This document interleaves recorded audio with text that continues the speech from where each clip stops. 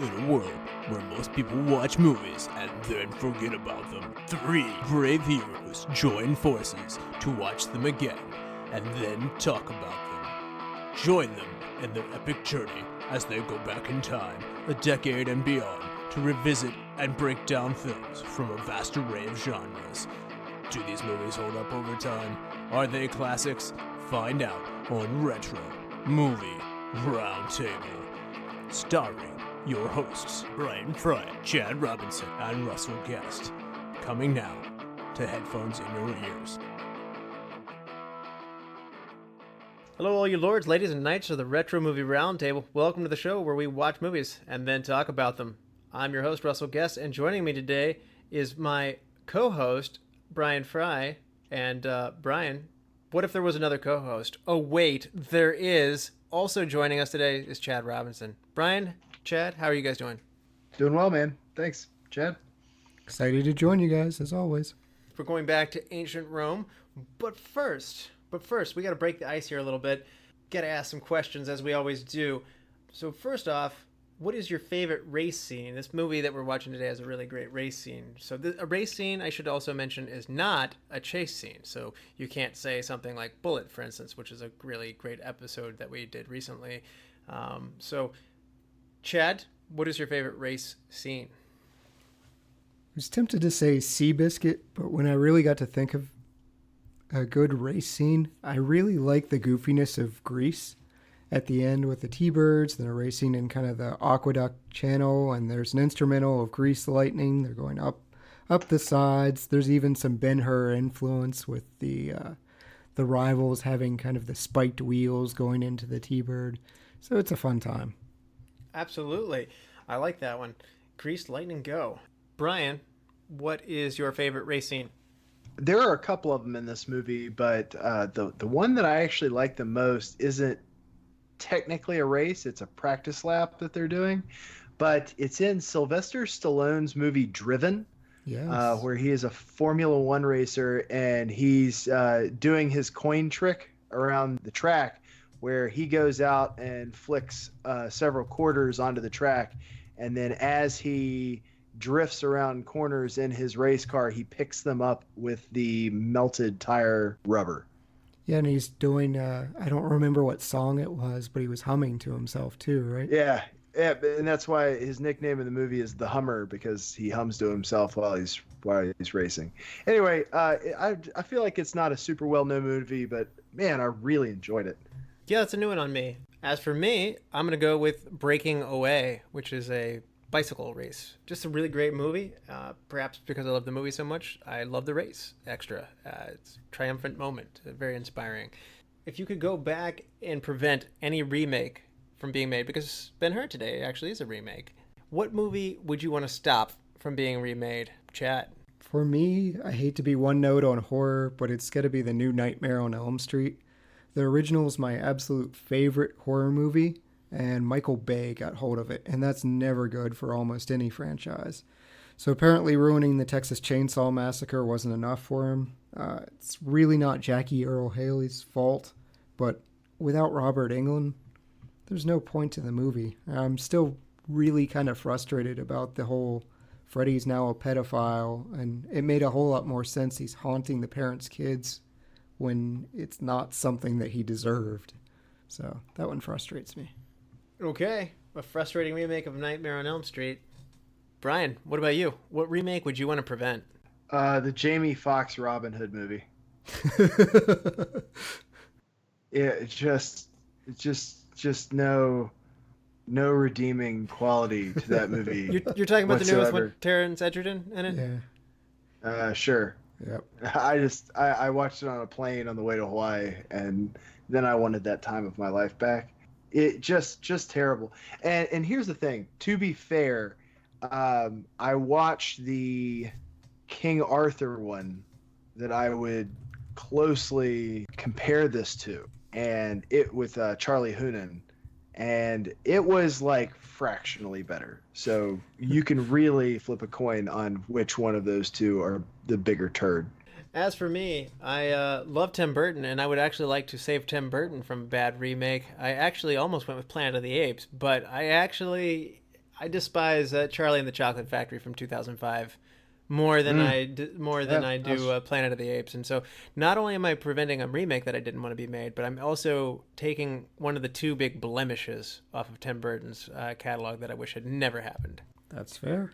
Can we be clear that we're talking about the Mark Wahlberg Planet of the Apes that shouldn't have happened, because that should not have happened? Yes, exactly. Yeah, but the Charlton Heston one is good. So, well, I'll also say that the newer ones are also. I really enjoy those. Those are also good. Right. Yes, good point. Not technically remakes, more like prequels, but well done on that. Good rebound from the Marky Mark. Yeah, I forgot about Tim Burton though, because he did Alice in Wonderland too, and that's a bad remake. I would disagree with you on that one. That's actually a prequel. Yeah, still shouldn't have happened. Or sequel. Anyway, Charlie and the Chocolate Factory with Johnny Depp. Didn't care for many parts of that movie, so I prefer the Gene Wilder. As do we all. Yes, and the schnozberries should taste like schnozberries, and not something else. But that's called cannibalism, and it's looked down upon in most cultures. Chad, what movie are we going to do today? We are going to do 1959's Ben-Hur. All right. 1959 is the year that this movie comes out. The film has a big budget at the time of $15.175 million. That is the most expensive movie of any movie made up to this point in time. It was all in film. That's okay, though, because it grosses $80 million.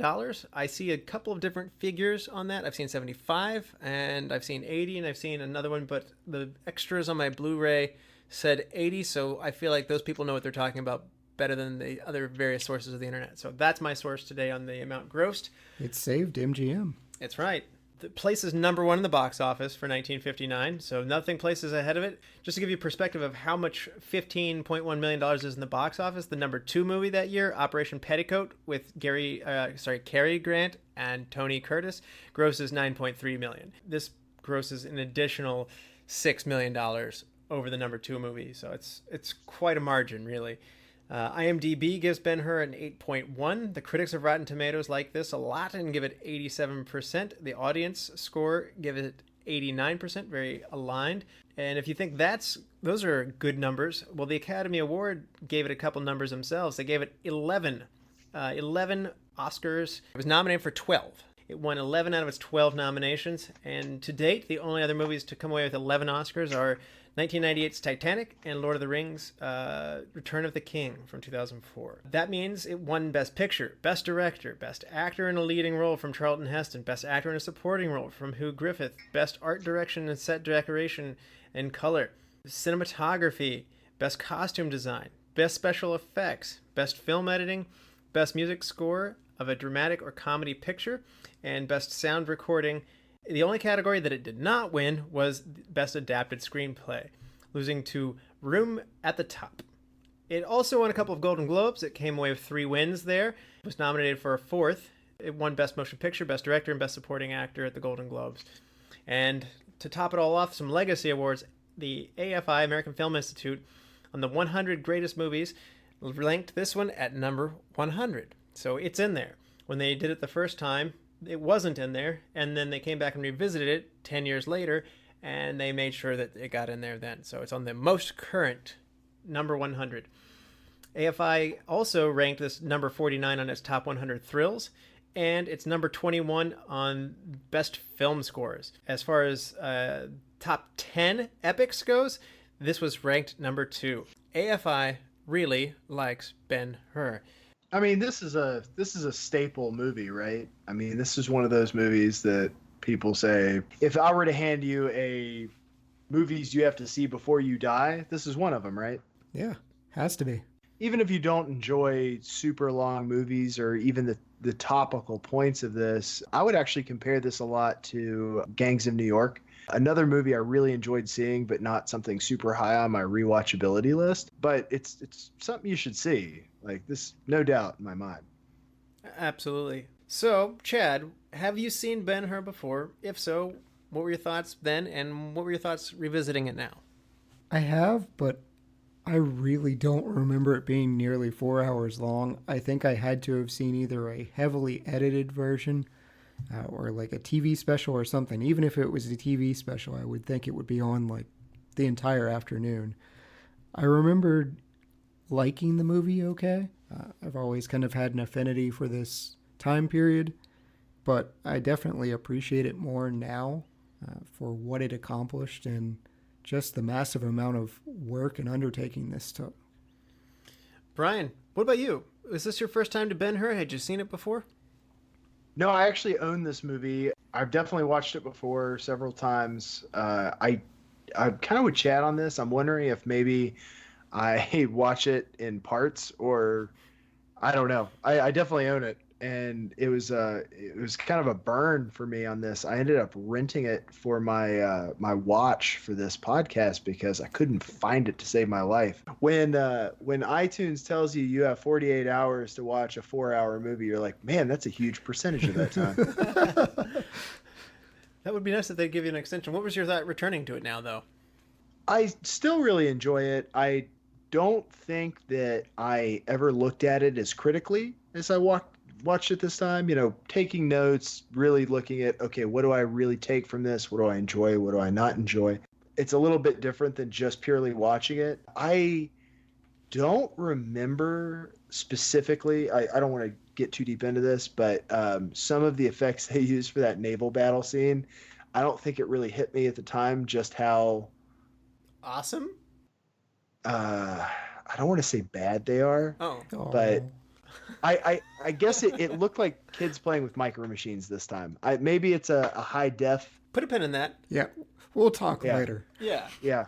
So for me, this is my first time to Ben-Hur. So unlike you guys, this is a new one for me, and I knew it was going to be long when I sat down, and I really enjoyed it.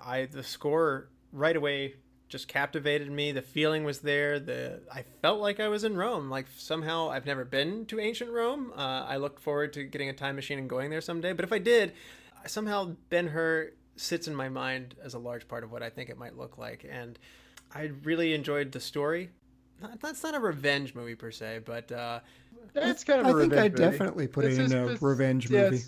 Okay. It's a revenge movie. Okay. And just to be clear, are we talking about like the greater idea of Rome? Because the actual part of this movie that takes place in Rome, like the city of Rome, is like 30 seconds out of a 4-hour movie. This is Judea. Empire of Rome. The big Rome. Goats and Jehovah. Yeah.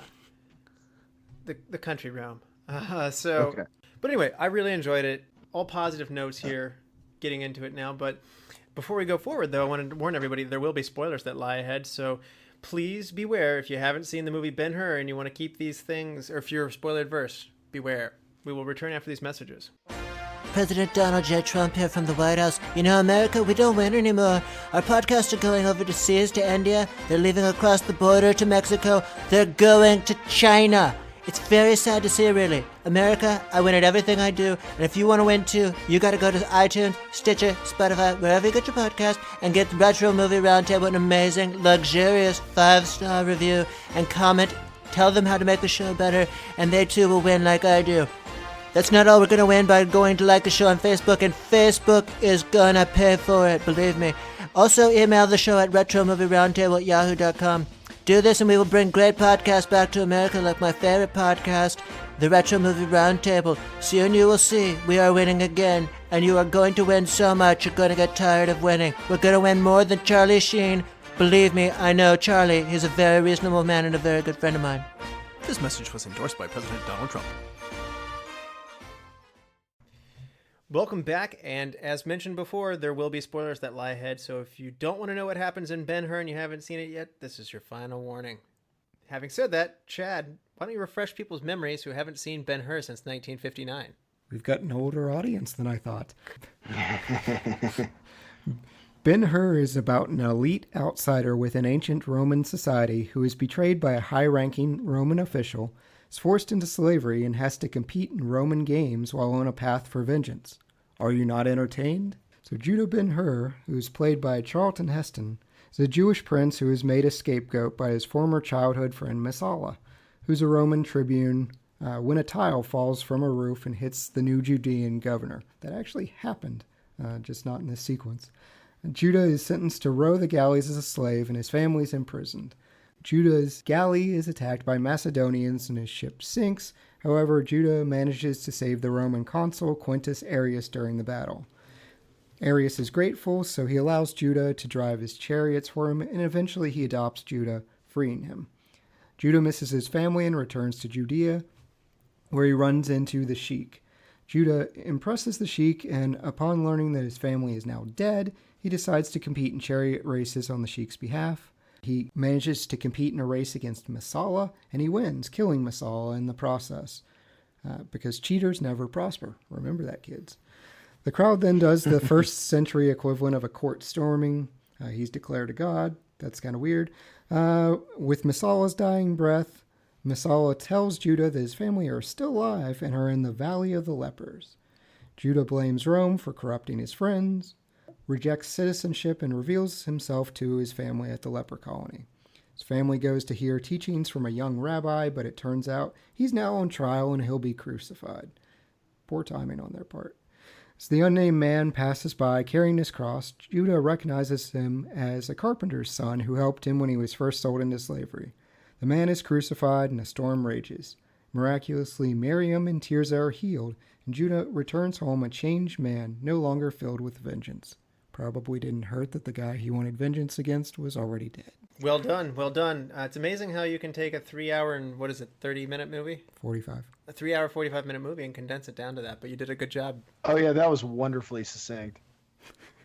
Thank you. So, we have Ben-Hur, A Story of Christ, which is surprising, given that it has that tagline on it, because it's largely a story of Judah Ben-Hur. It's interesting that this movie takes place at the same time period of Jesus, but it's not. They use that as a way of anchoring you to where they are in history. Do you find the name of this to be unusual, or what do you make of the title of this, at least as in this form, not so much its other literary forms? Bryan? I mean, the whole movie is a lesson, basically, on not becoming what you hate the most. I think that they didn't just use it as a time to anchor it in history, but also to tell, the story of how this guy kind of learned a valuable life lesson, and how, even if you have to kill somebody, I mean, like, really make it your life's goal to kill somebody, there's redemption too. So you're saying the lesson learned is take proper care with your roof maintenance. Oh, absolutely. Yeah. I mean, did you see how many gold plates and dishes this guy was eating off of, and somehow his shingles were loose? He's got to have people for that stuff. It would have saved a lot of problems. I'm just saying. You got to have people for that, man. That was one of the weirder scenes I had to translate during my Latin years. Was this actually happened to a general named Pyrrhus, where a woman threw a ceiling tile. It didn't just fall off, but she threw a roof tile and it hit him and it killed him. Nice. That was one where I had to raise my hand and say, Key name. Am I translating this correctly? So if you don't like the mayor, be careful if you throw a ceiling tile at him. You might kill him. There are consequences. You might find yourself rowing on a boat for 40 years. Or sorry, not 40 years, but 4 years.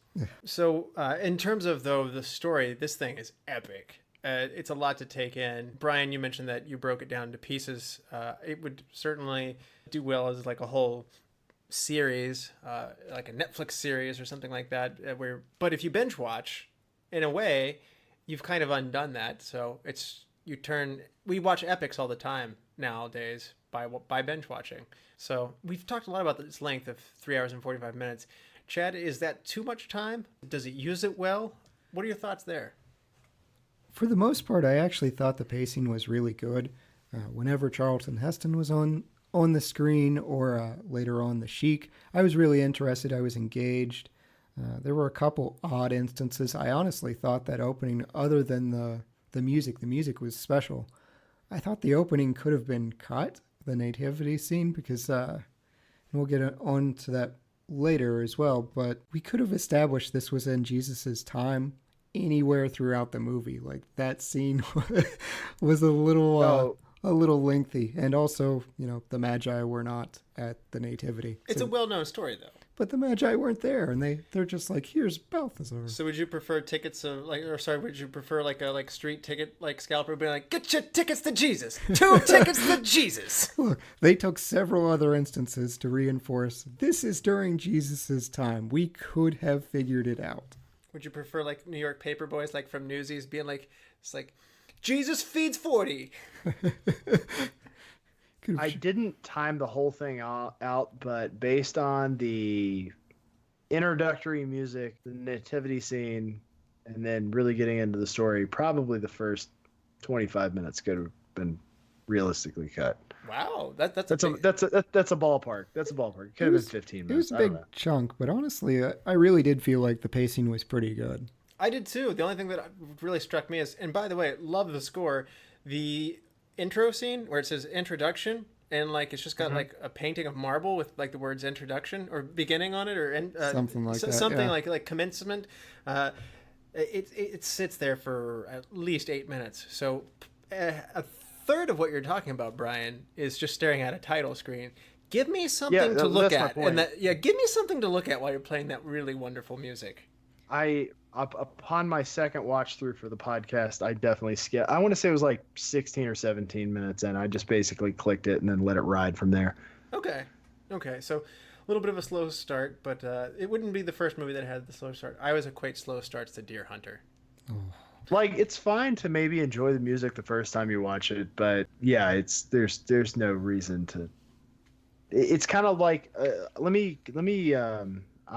will identify it and really kind of copy and paste it onto the intros for both Band of Brothers and the Pacific. Both of them have great intros. You should definitely watch them once. After that once, every single episode in the miniseries, you're just yeah, okay, I got it. Cool. Yeah. There really needs to be a skip intro. Come on, man. You're killing me. And these are 2 of the most watched miniseries in the world for me. So I've gotten very good at skipping through the intro. I've got numbers memorized. Okay, Bryan, why don't you give us a cast rundown on Ben-Hur? Well, we've got our kind of main guy who is really locking down movies like this at the time with 10 Commandments and Ben-Hur, in Charlton Heston as Judah Ben-Hur. We have Jack Hawkins as Quintus Aurelius, Haya Harareet as Esther, Stephen Boyd as Masala. Which sounds like a delicious dish, by the way. He's chicken. Stephen Chicken. Chicken masala. Hugh Griffith as Sheik Aldarim, Martha Scott as Miriam, Cathy O'Donnell as Tirzah, Sam, is it Jaffe or Jaffe as Samarides? I would say Sam Jaffe. We're gonna go with Sam Jaffe. All right. Finlay Currie as Balthazar / narrator. There you go, Chad. Frank Thring as Pontius Pilate, and Terence Longdon is Darius. I'll toss in George Relph as Tiberius Caesar in there too. There's also a character who's the number 2 man to Masala. I just think he has a hilarious name. So Andre Morell plays Sextus. Yeah, it's the early fad before Tinder. You sexted him yesterday? Yeah, we sexted. He had an important part. He was warning of the troublesome carpenter's son. Again, these are scenes that you can put in that will tell us, hey, Jesus is here. It's true. But how do you control an idea? Yeah, that was very V for Vendetta-esque. Ideas are bulletproof. I'll tell you how you crush an idea with another idea. Double idea Trump. Boom. Oh yeah, well, I block your idea with my idea. Repel. That was such a weird transition. They just go, there's a Jew outside. That's something to be afraid of. So, you know what? We got to get into this one, actually. Masala and Judah, when they get together and they meet each other, is it me or, I was literally a little confused. Were these guys, an item? Because they're, more than just chummy. I mean, that's Actually, the whole time I was sitting there thinking, I was like, you know how you have that friend that's an asshole? Like, Masala is definitely, like, I bet, like, Ben-Hur was just like, all right, guys, Masala's coming over. Yeah, I know, I get it. Just be cool. Like, he's kind of pompous. Yeah, I get it. I get it. Just, you caveat before you introduce him to other people, but, he's still a friend of yours. He's just Ben-Hur's asshole. Well, okay, let me say this, for instance. Chad, how long has it been since you've seen Bryan? a couple years. Okay, so it's been a long time. So when you meet Bryan, are you going to perhaps take a beverage of choice and intertwine arms and drink out of locked arms, and then stare at each other like with prolonged periods with like an overabundance of eye contact while smiling at level 9? Not level 10. Level 10 looks like you're in an asylum smiling, like you're like the Joker smiling, but level 9 smiling like, oh, it's so good to see you again. I mean, only if it's immediately preceded by throwing javelins at doorposts. I mean, I'm game for that. I just want to point out that oddly, like, that's definitely something we would do. Yeah. Like, Chad, I know you've been over, like, when we were in college, I know you were over our apartment at least once when we were doing the blow dart gun. So, Oh, yes. first thing I will say is the second part isn't that far-fetched. If I had javelins, we would definitely do javelin throwing.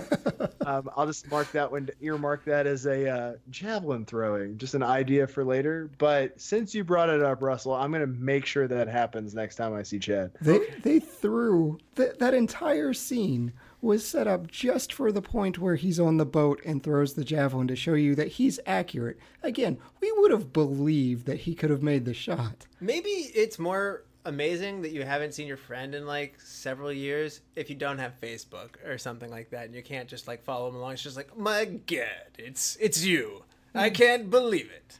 Yeah, it's a history. Or if you're like me and don't really use Facebook, then I literally have the app just to annoy me with the red bubbles that my notifications bring me. As well to follow along with all the listeners who want to engage with us. Yeah. We love you, Mark Zuckerberg. Plug. How many camels do you think are in this movie, Bryan? Transition. Total number. All right. So is this like I win the giant jar of M&Ms if I guess how many correctly? Sure. Okay, I'm gonna go with 13 camels. Chad? 3? 200 camels, guys. Oh, see, I thought it was gonna be like they used one camel for every shot, and I was gonna be really upset. Like, trick question. 200 camels are in this movie. 2,500 horses were used in the shooting of this film, and over 10,000 extras are in this movie. Because I was sitting there thinking that at an early scene as we were watching people traveling on foot in a linear path, like we have this long line of soldiers. I'm sitting there going, like, my goodness, these aren't like dummies or anything like that. Yeah, it wasn't CGI at the time. Yeah, and another thing that hit me really quickly of like how big these sets are. You can really appreciate, I mean, again, today you have the computers and you can make any scale that you want to have, but there's a sense of the large scale visual spectacle here. I mean, the scene where all the Roman soldiers are standing in early on made me go like, my goodness, this isn't even like the climax of the movie. Like, look how many people they've crammed into this space. This must be huge. And it was. They had literally one of the biggest facilities to shoot a movie at this time. Yeah, it was something like 100,000 costumes, and there was 1 million props. Just insane scale. But yeah, that scene you were talking about, dollar signs just lit up for me. I was like, oh my goodness, they made all this. And it wasn't like a zombie movie where the back zombie has just got some black eye paint. You can't really tell. No, these people were dressed. Yeah, so when we said that this is the most expensive movie made to this point, I think we didn't necessarily fully appreciate it, that this is larger than life. And it's done in a time in where people aren't going to the movie theater. TV has come out, and it's keeping people from going to the movie theater. The fact that it is a story of Christ is not coincidental. Movies that had a religious undertone were getting support from church leaders to say, go out and see this movie. So like 10 Commandments did well, for instance, Charlton Heston. This movie did well because it had that religious side of the story to it. And the studio knew that the only thing that people are really showing up for are religious flicks. And it's kind of like today, like if someone was like, we need more superhero flicks. Like, we need a surefire win on this one. Put the Avengers out there. Ben-Hur 2, A Tale of Thanos. Yeah. The snap went too far. We got masala. What did it cost? Everything.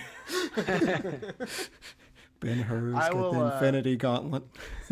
I'm gonna toss out a small tangent here. I saw a really, really funny meme of a rat wearing the Infinity Gauntlet. Basically, the snap allusion to the Black Plague cracked me up. Oh, gee. That is good. Yeah, I was like, well played. Bryan, is this $15 million well spent? Oh yeah, I mean, like I said, this is a benchmark movie. This is just one of those. Even if you think ahead of time and then continue thinking throughout, and then at the end you hold the belief that this was not a good movie, you should have watched the movie. Like, right. I'm just a believer that if this just isn't your cup of tea, it's still something you need to watch. Yeah, just from a historical standpoint, I think there's a lot to be taken from it, because they went to painstaking efforts to research. Like, there was a scene where somebody wanted something red in there to eat, and so they had a tomato in there, and they had somebody saying, like, nope, they weren't eating tomatoes at this point in time. You can't have that. And they're like, well, maybe a pepper. Not in Rome, not at this point in time. So they put a lot of effort into getting it right, which is something that we think of movies as today doing, but they did that then too. So I don't know if you were familiar with some of these actors or not, but some of these actors were offered the role of Judah Ben-Hur before Charlton Heston accepted it. Burt Lancaster actually turns it down because he found the script boring, and I see conflicting reports of, additionally, whether he was an atheist or whether he felt it was insulting to Christianity. That's what I saw, was he felt it was belittling to Christianity, which I'm scratching my head as a Christian. Yeah, I'm not getting that either. So I've seen conflicting reports of why he did it, but anyway, he turned it down, is factual. Paul Newman turned it down, saying that he just didn't have the legs to wear a tunic. That sounds like something Paul Newman would say. Marlon Brando, Rock Hudson, Jeffrey Horn, Leslie Nielsen, which, by the way, that's the guy from the Naked Gun movies, were all offered the role, and as were initially a lot of muscle Italian men were suggested who couldn't even speak English. These guys didn't have a very quick, or were eliminated. Somebody who wanted the role was Kirk Douglas, and Kirk Douglas we know from 1 year later in another Gladiator movie, which was Spartacus. Kirk Douglas was at least offered the role of Masala, but he turned it down because he said, I didn't want to play a quote-unquote second-rate baddie. A little bit of a knock on Masala. I don't know if he's second-rate or not. So, man, it's so interesting to me how people take or don't take parts. It is. Like, if you wrote a book and literally it was just a bullet-pointed list of actors who took or did not take parts and then their rationale on why, like just something real quick, little snippet, I would read that entire book. Like, it's just such an interesting thing to me why people do and don't take parts. They always play it off too, like it's no big deal that they didn't take it. Right. Like, oh, there was something wrong with the part. Like, I thought it was boring. Yeah, but we wouldn't have Naked Gun or Dracula Dead and Loving It or Airplane. Well, then you got guys like Will Smith who passed on The Matrix and then later the sci-fi juggernaut After Earth. No, he turned down The Matrix specifically to do Wild Wild West, which we've mentioned before. Wiki Wild Wild. But then you're appreciative because Sean Connery turns down Lord of the Rings because he doesn't understand it. And yeah, he would have been a terrible Gandalf. I don't know. That wouldn't be bad. No, I'm sticking with Chad on this one. I mean, okay. Anyway, tangent averted. But anyway, Martha Scott, who plays Miriam, which not really mentioned, she's just called Mother in most of the movie. Charlton Heston's mother in this movie is also his mother in 10 Commandments. And one last fun casting note, also considered for the role of Esther were Pierre Agnelli and then the beautiful Ava Gardner. So probably would have sold a few more tickets had they gotten Ava Gardner in it. But I thought it was really interesting for the Jewish characters, they actually cast Americans. And then for the Romans, they cast British actors. Well, of course, if you need another nationality in film, it does not matter what that nationality is. It's British. Yeah, the accent, I guess, was supposed to seem snooty and oppressive. Yeah, as long as there's an accent, doesn't matter. British, go with it. Well, in fairness, Britain was also the greatest empire that the world had seen for their era as well, and Rome was the greatest empire of the ancient era as well. So, I mean, maybe there's an association, certainly to American audience, of of that. I don't know. Maybe they just didn't want to have people. Maybe they didn't want to have Italian-speaking gladiators, where it's like, The chariot race is nice. What I really don't get Is Borat doing the... no, dude. I actually have this guy in my office. He's from Italy, and It's nice all the time. It's very nice. Miscusi. Yes, you like the curves. No, it's a continuous wonder to me that out of all of the, say, French actors and actresses, German, whatever, you can't get a single one. Like you've got to go. We talked about it pretty in depth on our Three Musketeers podcast. It's like, come on, guys. There's got to be somebody. Like, I understand wanting star power, but get some auxiliary behind it with the appropriate accent. You're right, and it just seems to be any movie of antiquity is going to have British accents. Yeah. In fairness, they sound really nice. They sound snooty, so good job, British. They don't sound snooty. They sound very proper and very very elegant. Authoritative. Yes. Russell has admiration for this accent. Come on in. Have some of my crap wine. We can lock arms while we drank it. They invented the language. We're the ones who make it sound all mushy. I don't know. Everybody in Europe says American accents sound like we have food in our mouths. That's fair. Yeah. Most of the time we do. And if you're not from America and you're listening to this, for your information, I'm eating a peanut butter and jelly sandwich as we speak. Oh, yeah. So the book is written by General Lew Wallace. General Lew Wallace was a Union general during the American Civil War, and he was actually later governor of New Mexico. And he's an author also from Indiana, and he wrote Ben-Hur, A Tale of Christ in 1880. It is a bestseller. It is massively popular. It remains in the best sellers list until 1936. It has several film adaptations that come from it. It was a play, and its religious sentiment helped not market the book, but really helped carry this book to its popularity. So it's kind of funny in entertainment today. There's kind of a fear, a desire to be secular, to get away from this, but it's certainly at this point in time, it's one of the things that propelled this to be such a success both in 1959 as well as what got it to being there. So Ben-Hur, when this movie was made, was a well-known title.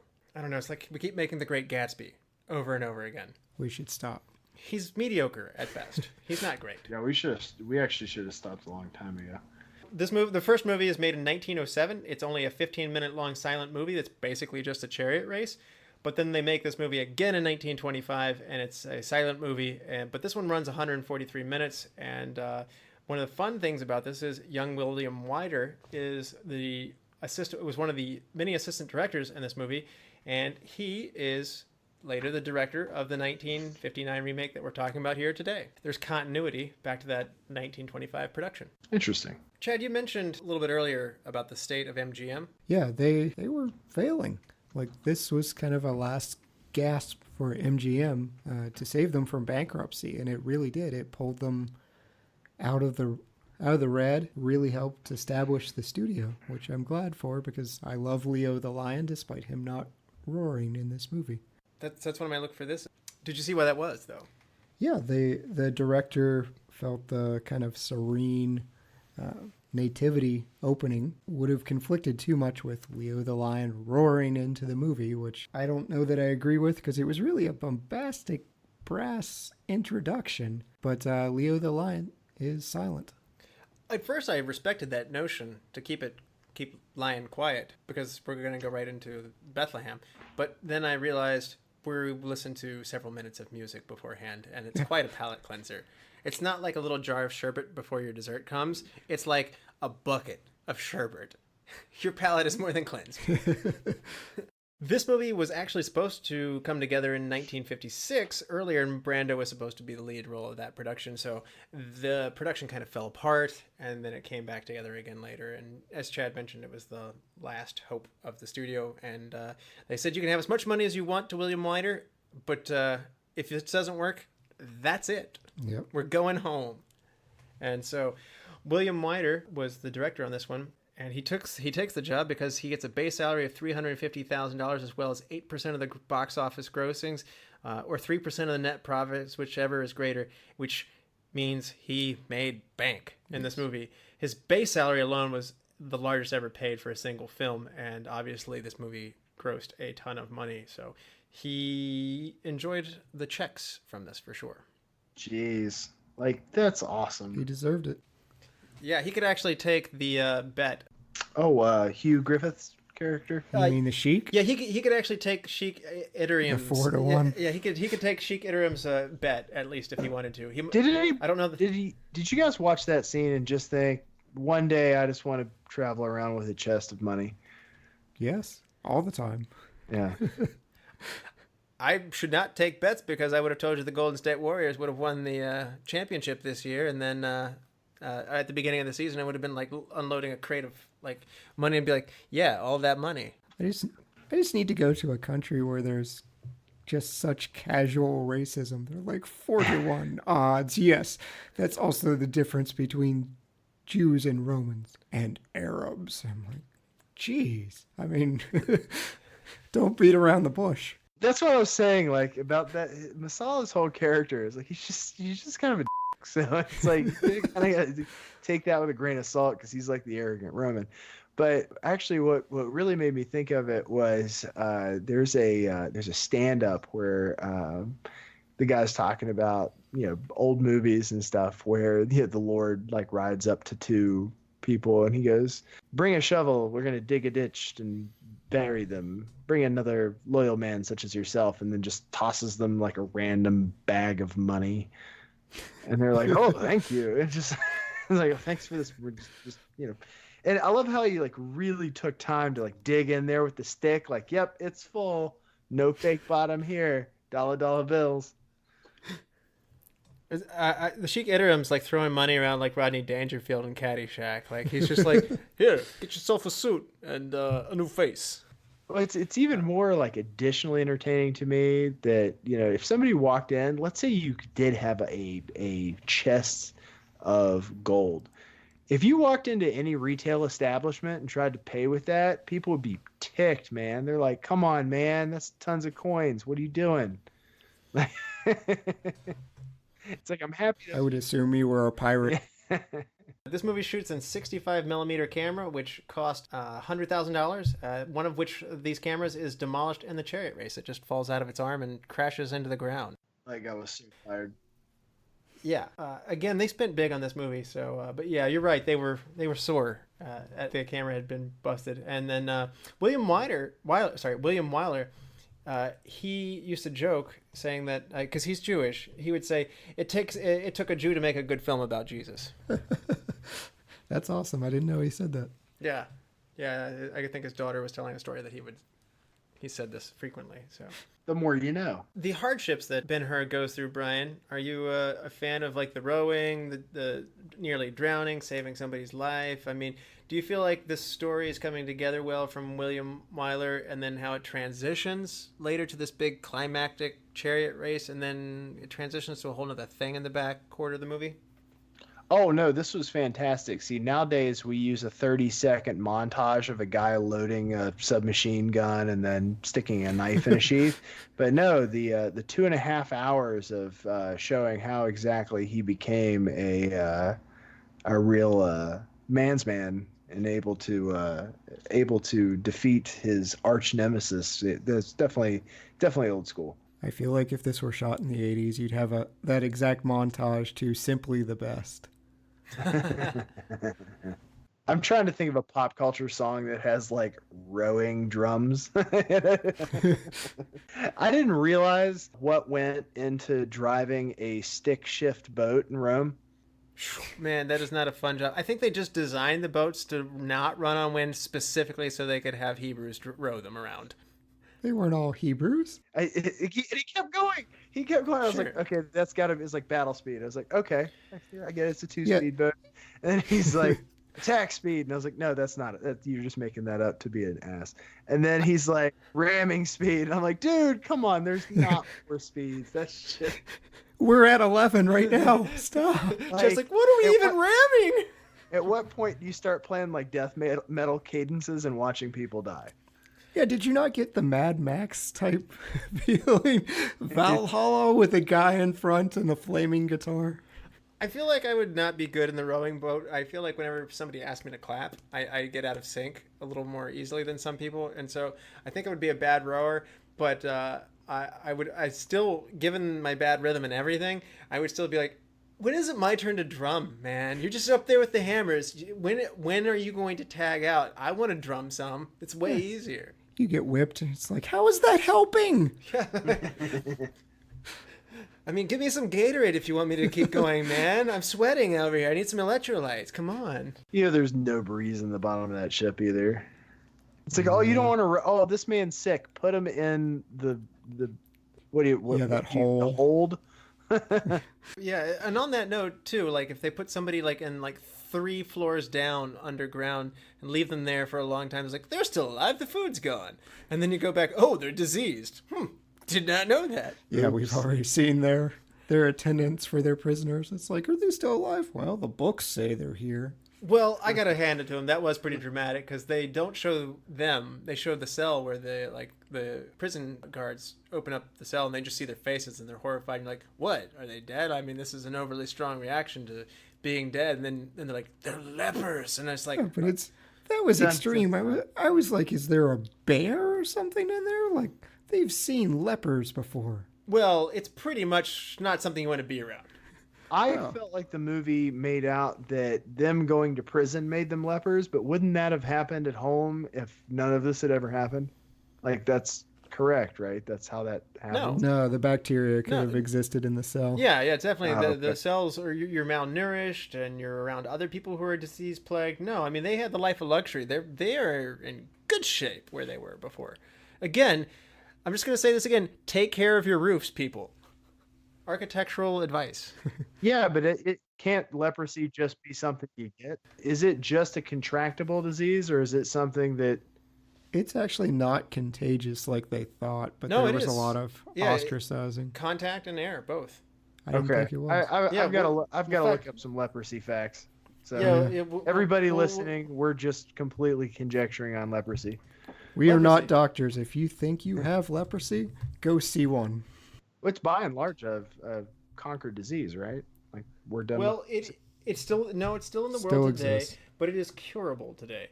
We have the benefit I'm just rocking it. Like, I'm just gonna fake news the death out of you guys. I'm gonna leprosy doesn't exist anymore. Anyway, I'm gonna spew misinformation. This is just gonna be that disaster episode where everything I say is wrong. Leprosy comes from vaccines. Leprosy is a long-term infection. It is a bacterial infection, and a person who is infected does not have any symptoms initially. 5 to 20 years, the symptoms develop later, including nerves that their sense of feeling goes away. The respiratory tract has problems. Their skin is scarred and has these boils, and it's unsightly. So, hence the comment of if you will recognize them. And they have trouble with their eyes as well. Weakness or poor eyesight will be present. And it's a slow-acting way to go, and it's not fun. And it's spread throughout a cough or contact with fluid of the nose, a person infected with leprosy. So in this, Mary was just like constantly cringing when they go into the leper college. She's like, what are they doing? Why would you do that? Like, send them a letter. And and so he's like crying on his sister's cloak, and she's like, he's rubbing his face in his hand in her cloak. And I'm like, yeah, I admit this does seem a little reckless, to say the least. But I guess they were under the opinion, it was like, hey, we're gonna go to Jesus and he's gonna heal us all. It's gonna be great, so it's okay. They didn't know that though. They're just like, hey, this dude has really good messages. They didn't seem to know he had any form of healing power. Good point. I don't know. Plot hole discovered. Yeah, they're very cavalier with just waltzing back down into the colony of the leopard. But yeah, it is treatable today with a lengthy run of multi-drug therapy. So if you get leprosy, it's not a death sentence as it once was, but in Rome, it's pretty serious, and you're ostracized from people. And yeah, people probably did throw rocks at you and as if to say, get away! That was such a great scene. It's like, hey, people here, there's this lepers! There's no disease that we do this with today, thank goodness. And there were women there too, just throwing. It wasn't just random men. It was just everybody joins in. Stone the lepers. Yeah, but I mean, we get to go see the MCU's Endgame. Back then, they got to throw rocks at people they didn't particularly want to be around. Like, there's like a give and take here of like what your normal day is. So that could have been like their Sunday afternoon. Be like, oh, what are y'all doing? We're gonna go out and throw rocks at people we don't want in our near vicinity. Just reminded me of the marriage of Buttercup and Princess Bride. Just people going, boo, boo. So William Wyler makes an interesting decision to not show Jesus at any point, which may come from the stage production, because they were very cautious about portraying Jesus directly on stage, so they would just use a spotlight on stage, and they would never actually show Jesus at all. And so it's interesting, William Wyler makes a decision to, you never see Jesus' face, you see him from behind or at a very great distance, but you more see people reacting to Jesus. Bryan, interesting directorial decision. Do you like it? Sure, it adds an interesting note. I don't think, how do you really do Jesus justice? You know what I mean? Like, I'll back it. Chet? Yeah, I thought it was a really unique approach. The only time it didn't feel like something that Jesus would do is when he first gives the water to Judah Ben-Hur. First, I thought he probably should say something to Judah.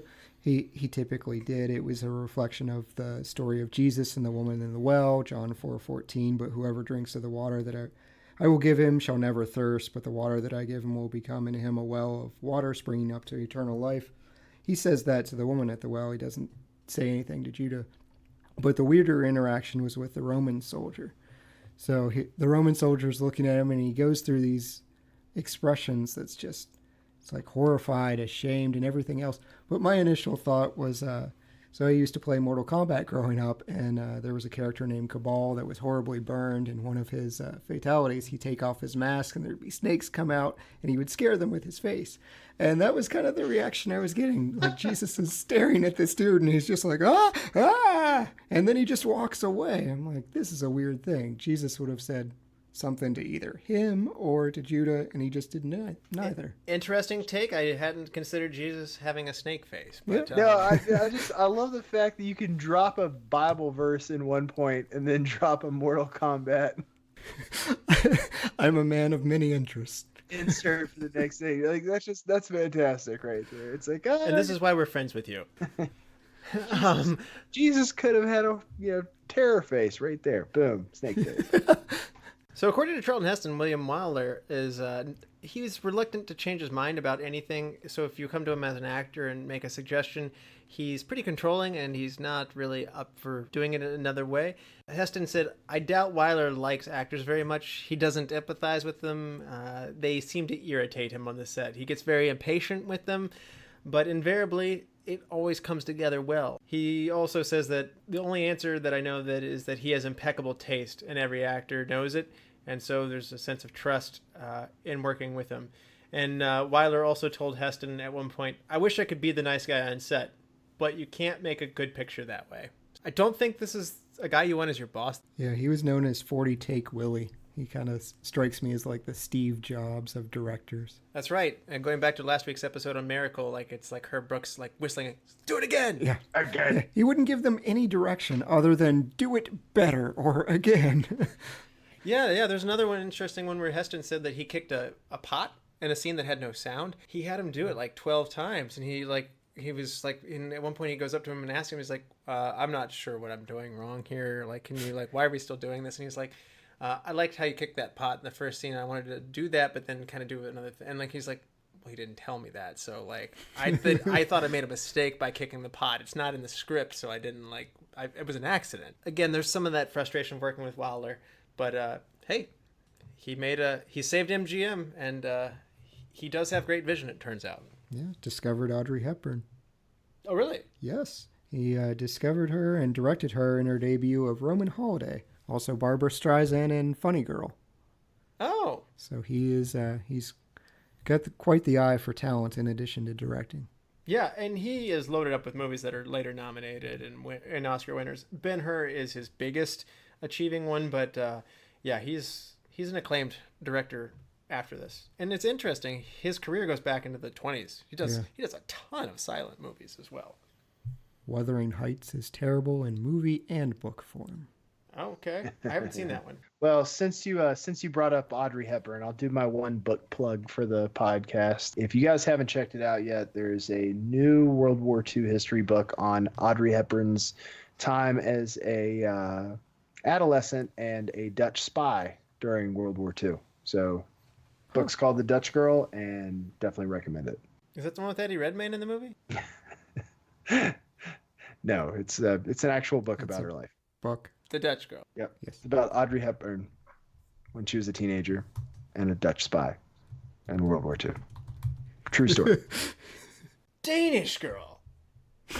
Danish Girl. Okay. I was thinking pastries. Okay. I'm sorry. I was right about leprosy, though. So. Back to our... Sort of. It's not as contagious as you had to cough in their face. Yeah, I mean, you can get Not snot for- on your hand, and then you touch somebody, you're toast. I'm not licking your snot. Again, rubbing your face in somebody's like cloth, which is like their one article of Yes, clothing. that was a bad idea. We Yeah, can agree on that one. Okay. Back to our regularly scheduled podcast. I think you should leave all this in. Yeah. It will be 3 hours and 45 minutes long, just like the movie. Russell confuses the Dutch girl with the Danish girl. Chad's hungry. Bryan, what do you think about the setting? Again, we use a lot of matte paintings and backdrops in this, but also a lot of really ambitious set work in this. So what do you think about the aesthetic? I think at any given time, if you're watching a movie like this now, it's gonna take some getting used to. What? And I say that because we take so many high definition things, and then when you remake them in Blu-ray or something like that, so you're basically watching something that was filmed one way, and now they're sharpening it to the nth degree. And it gets to a point now where if I watch something old enough on a high def TV in high def, things just look faker than they did. Like, they still looked fake when you first saw it. You could watch it in VHS and be like, yeah, that's clearly, models or whatever. But when you watch it in high def, you're like, wow, maybe too far. Hold me back, Chad. Boo. Hold me back. Boo this man and your opinions. What is it? Your opinions are bad and you should feel bad. Oh, man. Chad, counter that maybe? Yeah, I love it. It's bright. It's vibrant. You really feel like you're in the ancient Jerusalem, Judea area. You see kind of the splendor of Rome, even in a far out province. So you're saying at no point in time in this movie are you thinking, yep, that's definitely staged. Yep, that's definitely, I mean, It's not the saying 50s. I'm giving it a little bit of a pass. Oh, no, but see, that's just it. I'm not talking smack on it. I'm just noting the fact that watching something like this now, it's going to be noticeably a little faker because it doesn't have that production polish, that technology that wasn't available at the time. So I'm not saying they did a bad job at it. I think they did a fantastic job at it. But when you do watch it in the technology we have now, that's got to be there. Like, that's got to mess with your willing suspension a little bit. Personally, it actually does another thing for me, and you can call it nostalgia for a time that I wasn't alive in if you would like, but these paintings in particular with the backdrops, I appreciated this in The Wizard of Oz too, and it's really interesting how they do this. They block out part of the camera, and so that it's black, and they actually go back in and paint over the film, or they put a giant backdrop behind them, and they act in front of it, so it's precursor to blue screen. Either way, it's really beautiful, the craft that goes into these things, and they're done with angles of the sets and whatnot that if you watch like a movie like Metropolis, yes, it's a set, but at the same time, it's stylized in a way that helps you escape and feel the magic of movies. So I think you can see the evolution of coming from a theater production into movies at this era, and you see that evolution to film, whereas now it's just so realistic you don't necessarily get to appreciate how much work goes into that. In a way, movies to me are an extension of the stage. And when I go to a play, I don't think, man, that house is real flat. I can see Frye's point with the special effects and the lighting. I did feel that was probably the weaker point of the movie. I was fine with the naval battle. I know you're picking on that a little bit. My issue was like the nativity star was clearly like a luminescent ball on a string, and it just looked goofy to me, like a 70s bad cheap sci-fi. Well, I actually think that both of you are missing my point in two different directions. I'm not bashing anything. I'm just saying that it's present in my mind when I'm watching this, the time period in which that's where special effects were. And that the more higher definition you try to make something, the more the fake nature of it comes out. That's not a critique on whether it's bad or good. That's just stating the fact that it's there. Good discussion, though, and I think it could come back again in the future. But I mean, good for you to clear that up as well. And the chariot race, though, so much of this is done in a real way. They actually did do this over a course of 5 weeks. It took to shoot this chariot race, and they built this enormous set. It took them a year to build this construction. You would never do this again in this way. And the actors themselves, they wanted to put the cameras right up in their faces. And so Charlton Heston and Stephen Boyd are learning to actually ride real chariots, and they're doing this for real. And they had to train horses years in advance to make this movie so that they could actually have these built teams that could be capable of doing this. Yeah, the sheer accomplishment of that is incredible. I mean, no, this is the best chariot scene of all time. It's still good because they pretty much did it. Was the race fixed? Charlton Heston said, yeah, I knew I was going to win. But I mean, there's a great sense of realism to it, he said. It's the WWE. Can somebody tell me how they allow the spiky wheel trick? Right. Like, how is that okay? That was something I wondered, like, is he cheating, or did just everyone else decide to play fair? I complained about this as well, but Mary pointed out, just prior to the race, someone points out, there's no rules out there. Yeah, they do. But, like, why is he the only one that thinks this is a good idea? I can only surmise that it's the Roman doing it, so they want the Roman to win. So it's kind of like how LeBron James gets preferential calls in the NBA. It's like he gets an extra step. Oh, yeah. Kyrie doesn't get any of that benefit. There was such a weird reaction from the crowd, too. Like, if someone gets trampled, I think even if you're somewhat used to it, your immediate reaction is going to be, oh, not, yeah! It was just weird. I don't know. When the one guard, like, basically fell under a chariot, everybody's like, yeah! And you're just like, yeah, that's kind of one inept guard.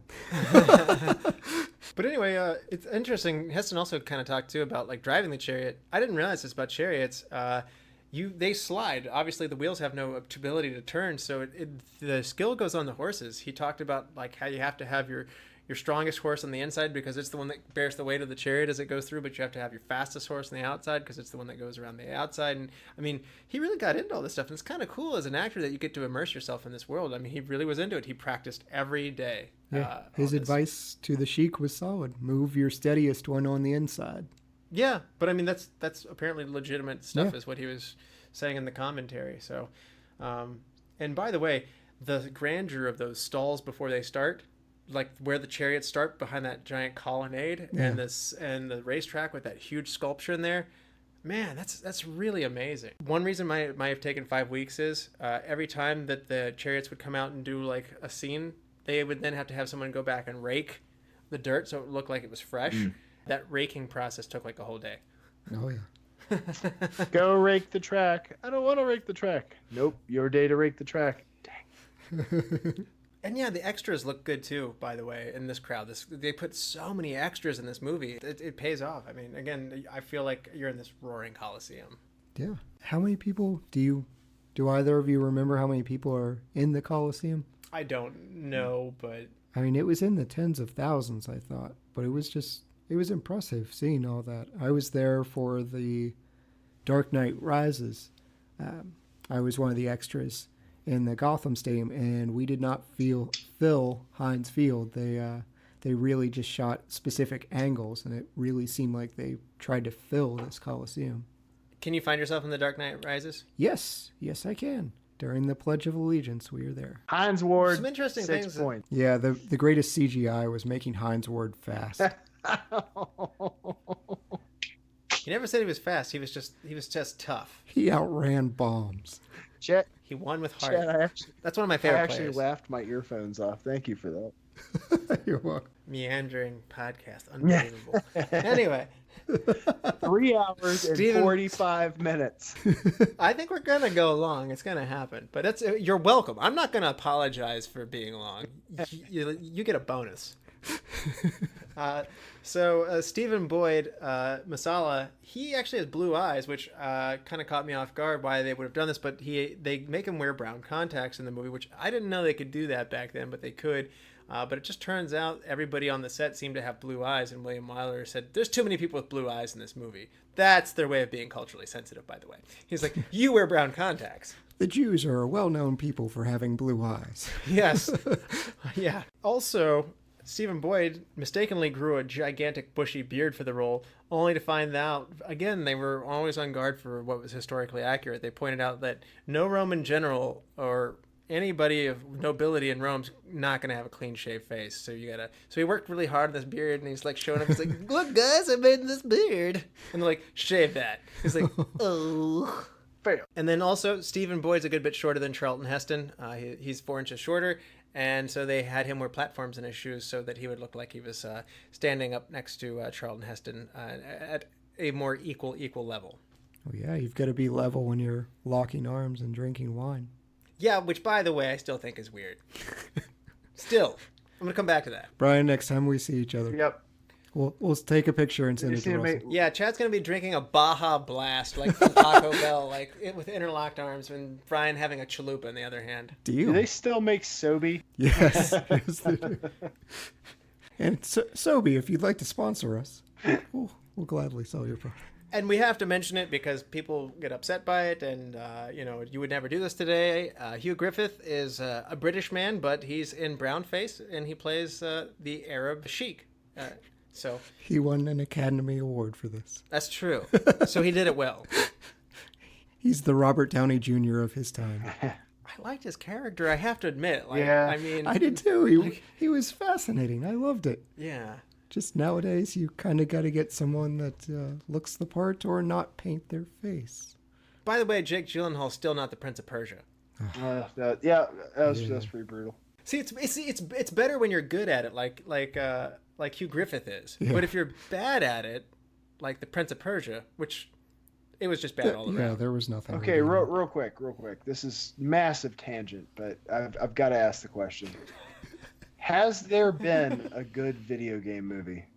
Are you saying a movie that was made off of a video Yeah. game, or a video game that was made out of a movie? The original Mortal Kombat. I will stand by that. I love that movie. I like that. I yeah. will give you that that's watchable. But like Resident Evil, Assassin's Creed, Prince of Persia. The original Mario Brothers Oh. movie. Doom. You know what? I'll stand by the original Mario just Battleship? because it's one of those like fantastically bad movies. There's one made off of a board game that's good, and it's Clue. Jumanji. Also, No, Jumanji. none of the Jumanji movies were good. Jess will stab me for the Robin Williams one. That's fine. I'll take it. I contest you and say both of those are good. Uh, Yeah, I enjoyed both. So, Bryan, we talked about this earlier. Tell us again why the miniatures of the sea battle didn't do it for you, because short of the prow of a ship bursting through the wall, which happened slowly because it didn't come in fast enough, they needed to make that set crash faster. After that, though, once they go up on stage, you got the fire going around, you got people swinging from boat to boat. I'm into this. They actually did build a pretty sizable set. These aren't micro machines. They're large in a controlled environment. the thing that got me the most was the flaming javelins that they were firing, because however they had it set up with the boats rocking, which you could tell scale based on how the boats are rocking. But it a couple of times when they shot off the flaming darts, not only was the trajectory wrong, but you could see them actually catch the wind and fall away from what they were shooting at. Okay. I actually did not notice this on either pass. But Yeah, it's stuff like that. If you look at, like, whenever they actually show a live action shot of them firing them, the angle is, level to say 15 degrees up. But then when you see them actually shooting off the ships on a zoom out, they're going up at like a 48-degree angle and then kind of fading off to the side. Bryan watches his movies with a protractor. But you're right. Lesson learned, though, the reason they probably did the miniatures in a controlled Culver City environment was because in the 1925 version, which I got to see footage of in a documentary about this, they actually used full real ships and they used real full-out fire. Now, that sounds really exciting and good, except for there was a fire that broke out and people ended up jumping off the ship. One of the mandatory questions as being an extra in this movie was, can you swim? But people lie when they want to work. And unfortunately, people jumped out of the water and the ships are on fire and people literally died on the camera. And they used the footage, though.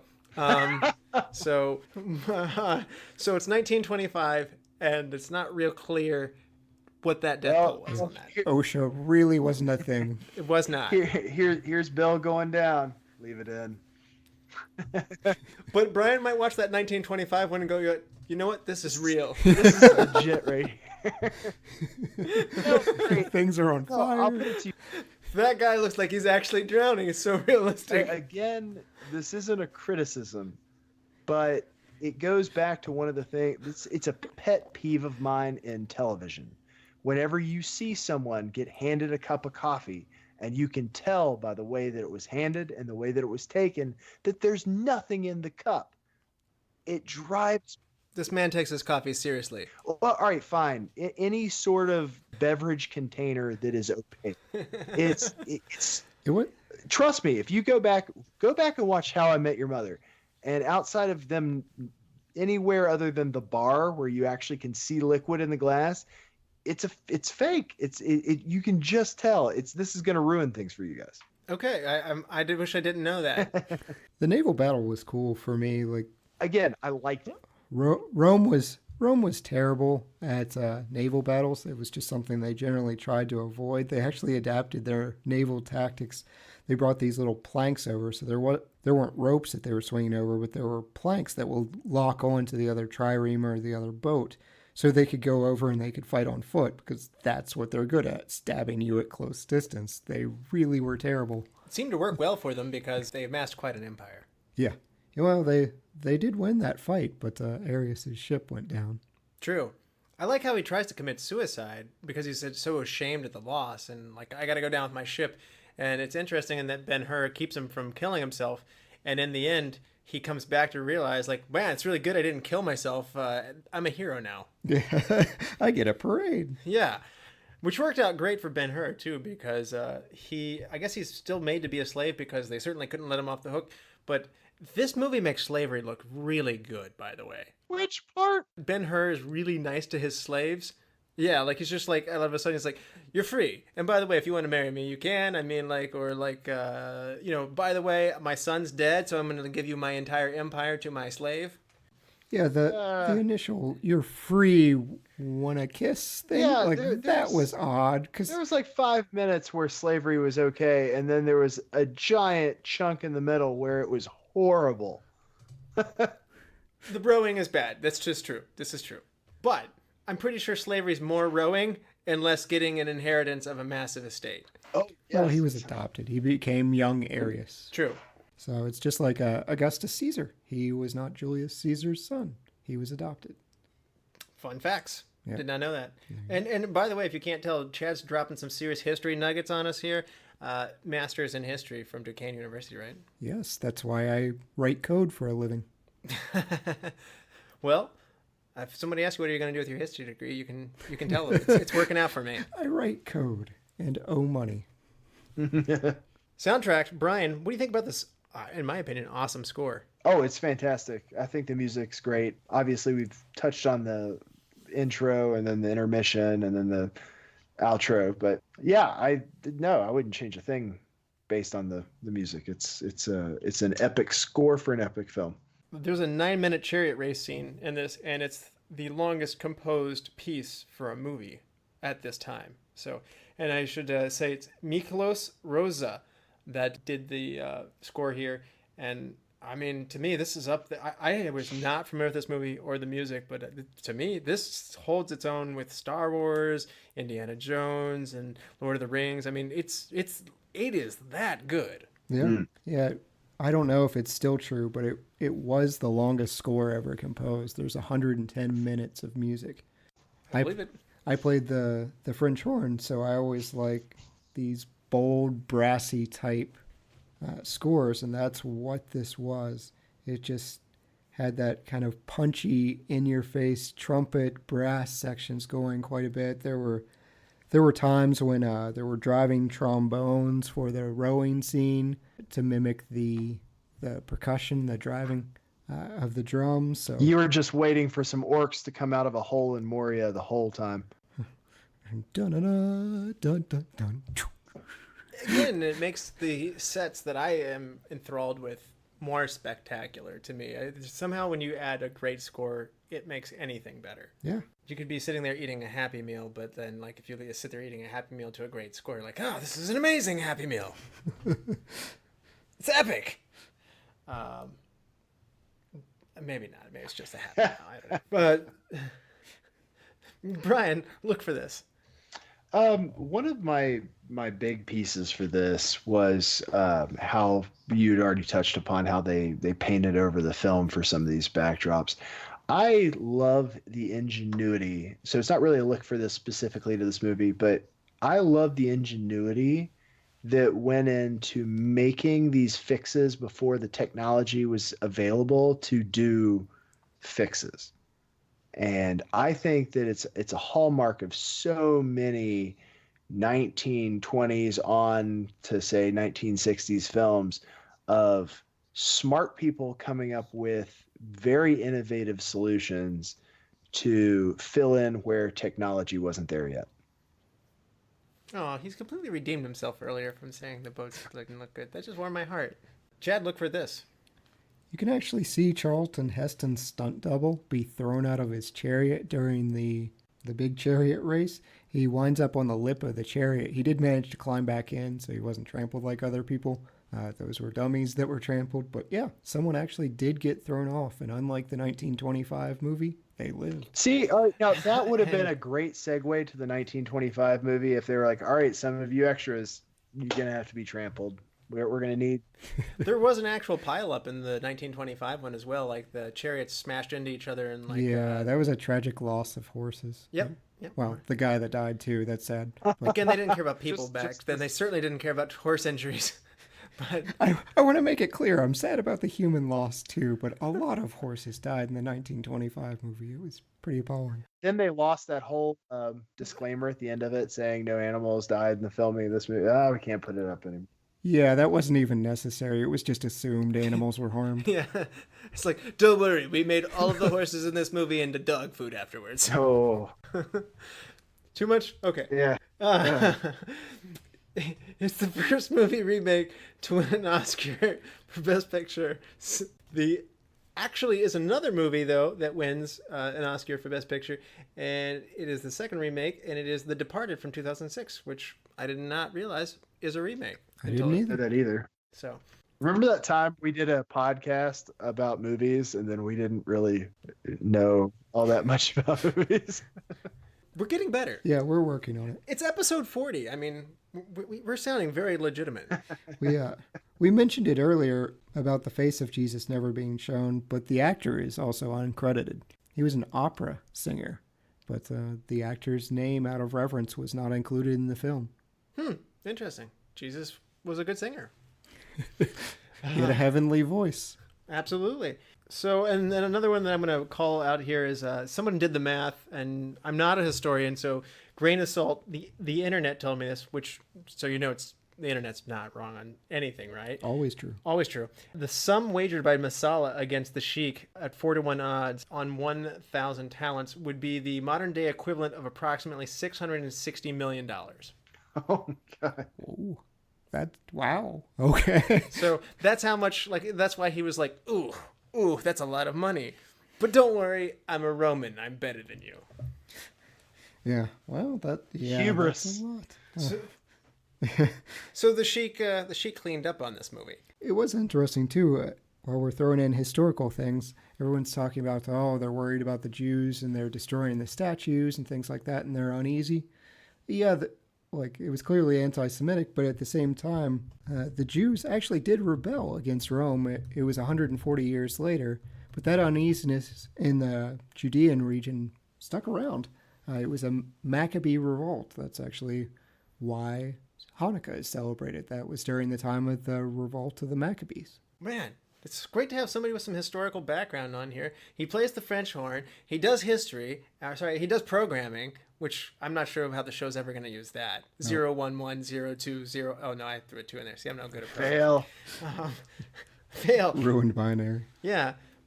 This is the kind of new stuff our new host is going to bring to the show. I like that. For those of you who listen to ESPN radio out there, Chad is making me feel like the Stugatz of this show today. Oh, I love that.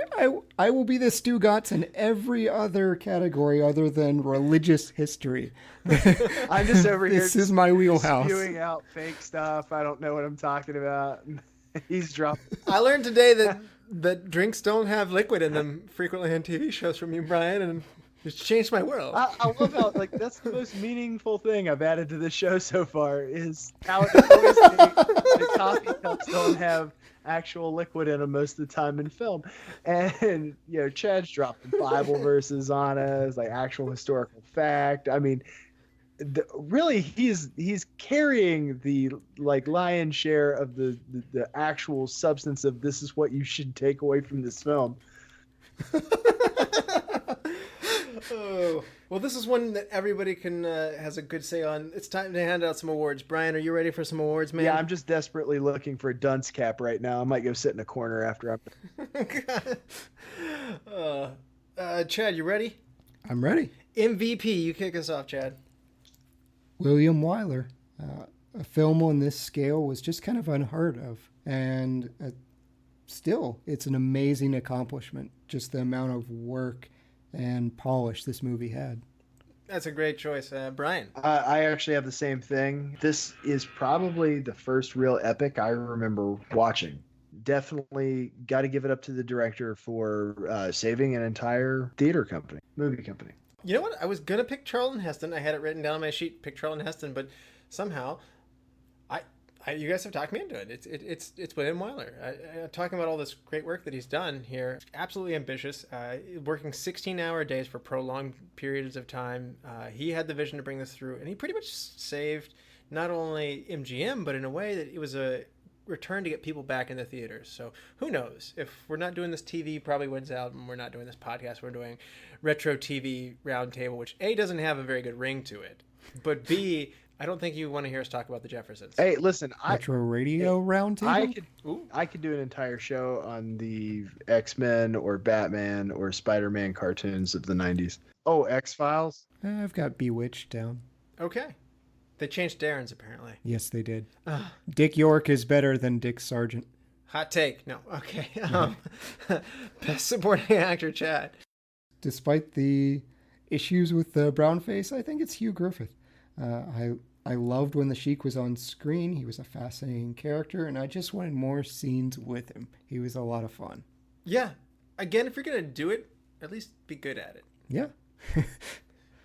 You hear that, Jake Gyllenhaal?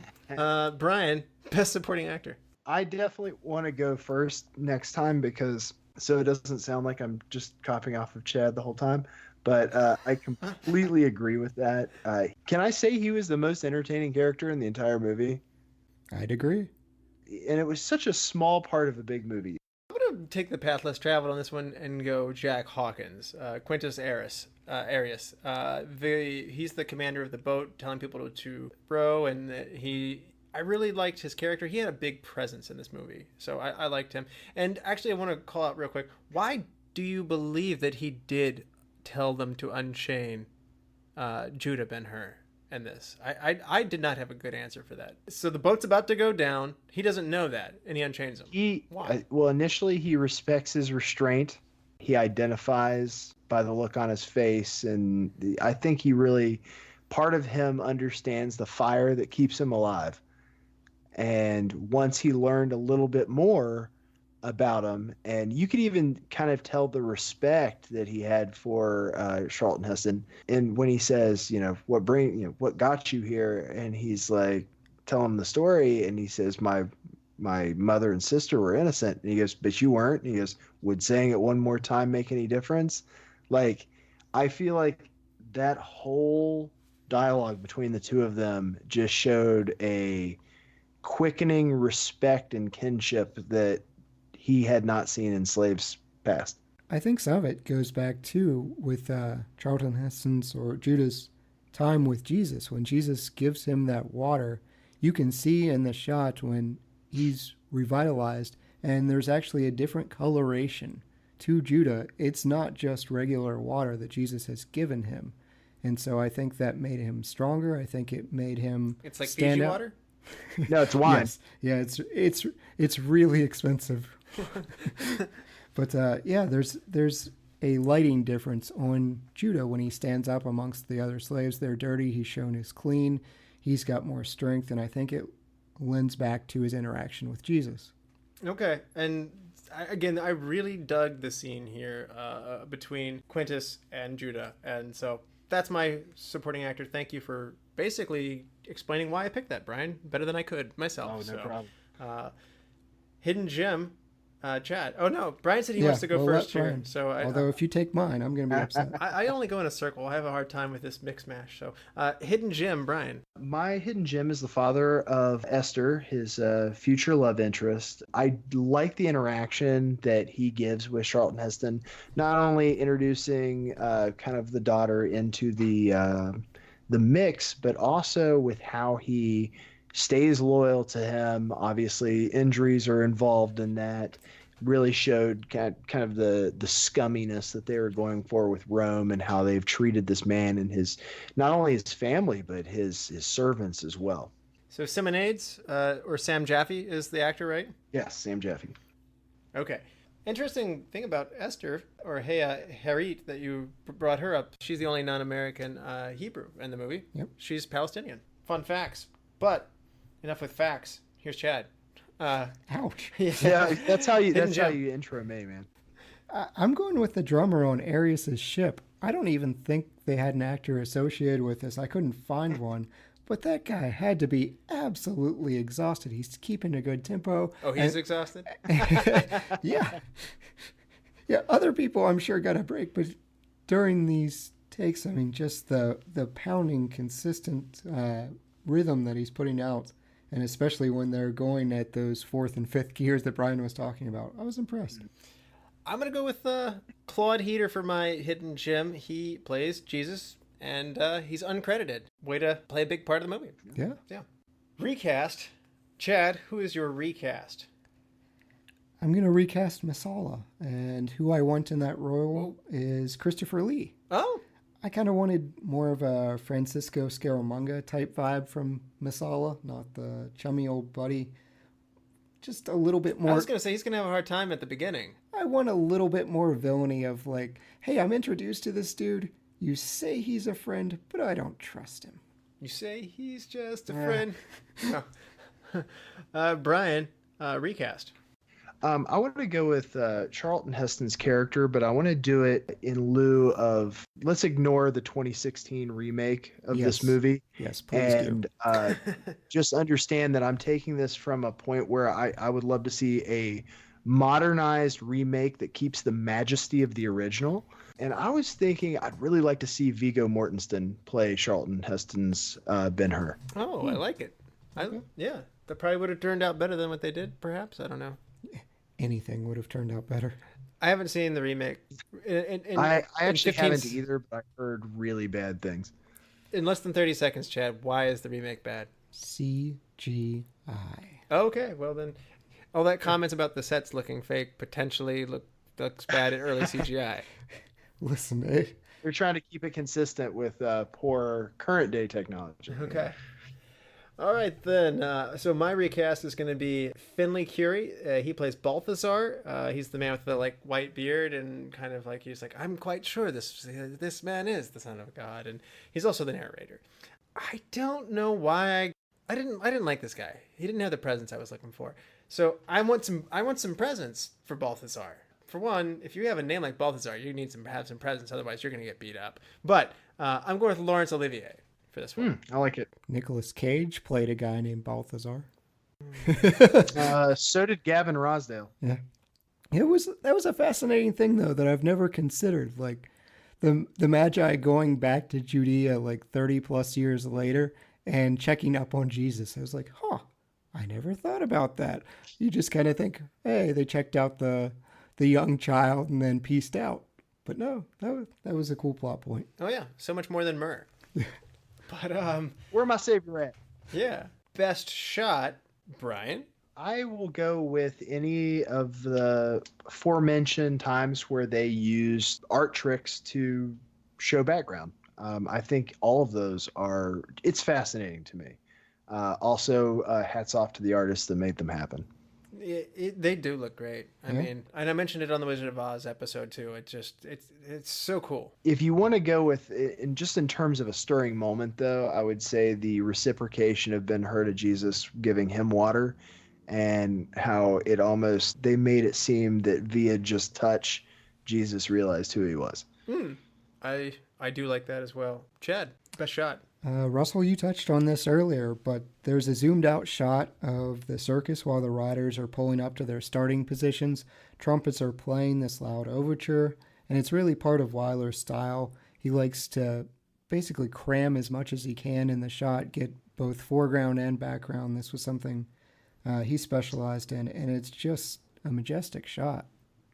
Like it. Great pick. I considered that one, and what I'm going to go with for my best shot is when Esther and Judah are together, and they're in an interior space, but it's dark, and the outside light is coming through a very silhouetted screen, and it is a touching scene. It is a romantic scene. I've been accused by somebody else on the show saying like, "Oh, you're just a softie," but I guess I am, because I really liked this scene, and I just think it's really well shot. I thought the room was really an interesting part of what gave that scene its character. So I'm going to go with that one.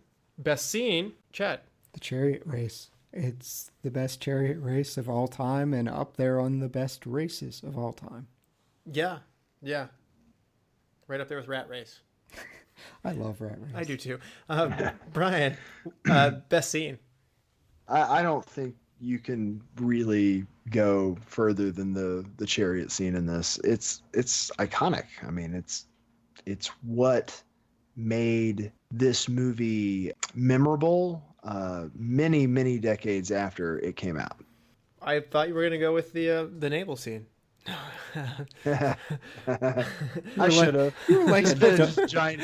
You have done that on the Royal Tenenbaums episode. Like you gave it very middling reviews, and then you're like 3.5, and then Jordan and I looked at each other. Was like, where did that come from? Russell is a dog with a bone with this criticism. I'm also going with the chariot race. It is amazing for all the reasons that you guys have said. It's exciting, it's long, it's epic, the widescreen format also really lends itself to all that's going on. So many good shots in it. This made me feel like Romans at the Colosseum, even though we're not in the Colosseum. Change one thing. Bryan. I would take a little bit of editing to this to remove a little bit of length. There's definitely some easy belly fat to this film that I'm fine with it being a long movie. I mean, like I said, it's a fantastic film, but you can take 30 minutes out of this without even blinking an eye.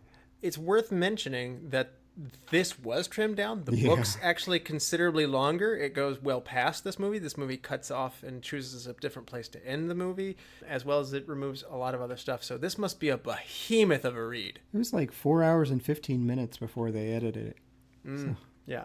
So normally Bryan asks for the extended edition. I do. I typically do. I just mean that there's visibly like there's just easy stuff where you're like, yeah, don't need that. Oh yeah. Don't need that. Don't need that. Okay. Kind of like this podcast episode. Oh wow. Almost. This is my fault. This is not a critique on you guys. Chad, change one thing. I've talked about this before. Jesus is central to this story. It is a story of Jesus's redeeming love, but I don't think we needed to start at the nativity just for the sake of time. Like Bryan was saying, there are things that could be cut. And we can easily establish multiple times throughout this movie that we are in the time of Jesus. Even when they go up to Joseph and they're like, shouldn't your son be working? And he delivers that really cheesy line of, oh, he's working. It's like, oh.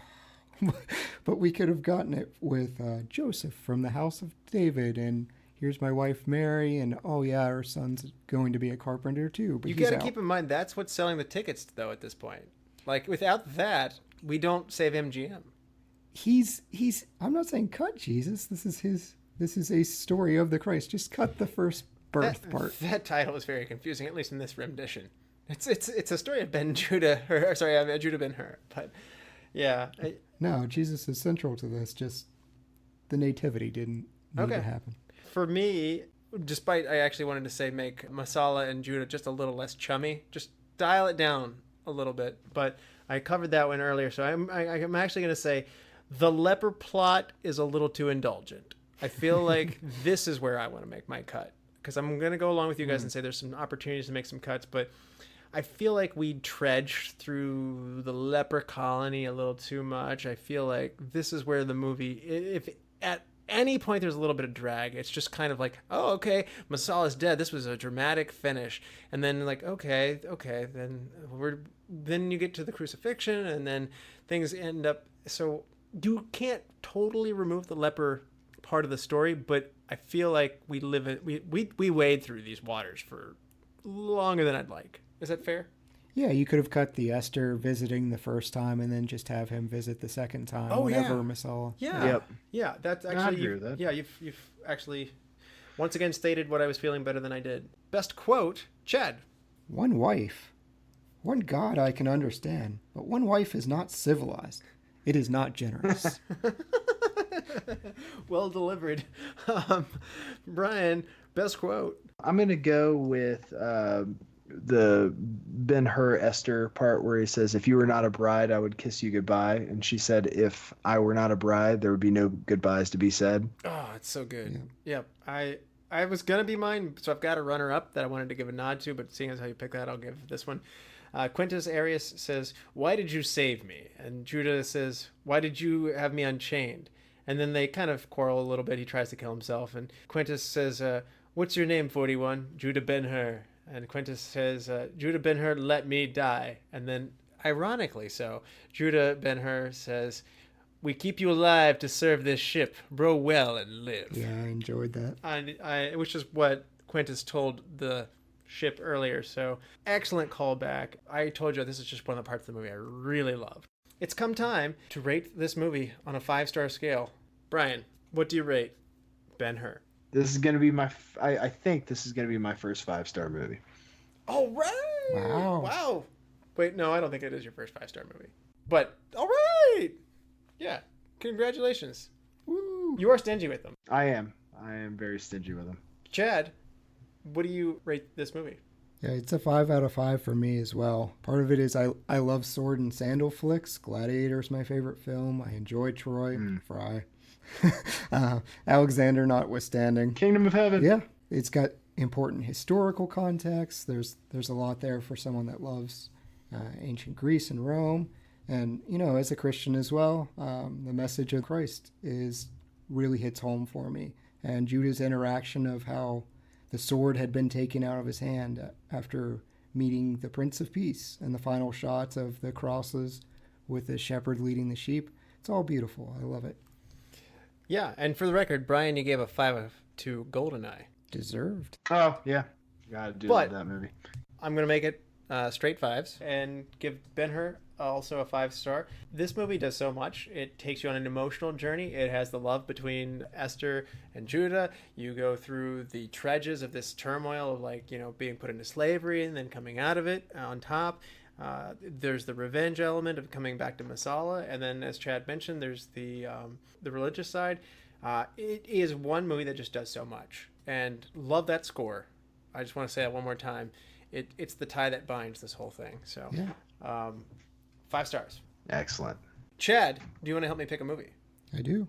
Next time, We're gonna get science fictional with it. Option number 1, Gattaca from 1997. A genetically inferior man assumes the identity of a superior one in order to pursue his lifelong dream of space travel. Option 2, Avatar from 2009.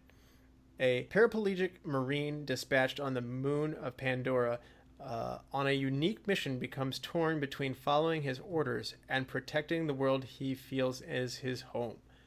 Option 3, E.T., the Extraterrestrial from 1982. A troublesome child summons the courage to help a friendly alien escape Earth and return to his home world. I've got a hankering for Reese's Pieces, so I have to go with E.T. Phone home. Absolutely. Wow, this was epic in its own right. Bryan, thank you for being on with me. Chad, thank you so much. Yep. Thank you, guys. Always a pleasure, Russ. So, to all the listeners out there, remember, we want to hear from you. Reach out to us on Facebook, which Bryan is an avid user of, and tell us what you thought about Ben-Hur. Tell us whether you didn't like it, where you wanted to cut. Tell us what kind of movies you want to see. Just communicate with us. We like that. So reach out to us on Facebook. Give us a like on the show. Email us at retromovieroundtable@yahoo.com. If you like the show, want to be on the show, please give us a review and rating and subscription on iTunes, Spotify, Stitcher, wherever you get your podcast. Also now on YouTube. And as always, thank you for listening. Be good to each other and watch more movies. Bryan? As Wichita falls, so falls Wichita Falls.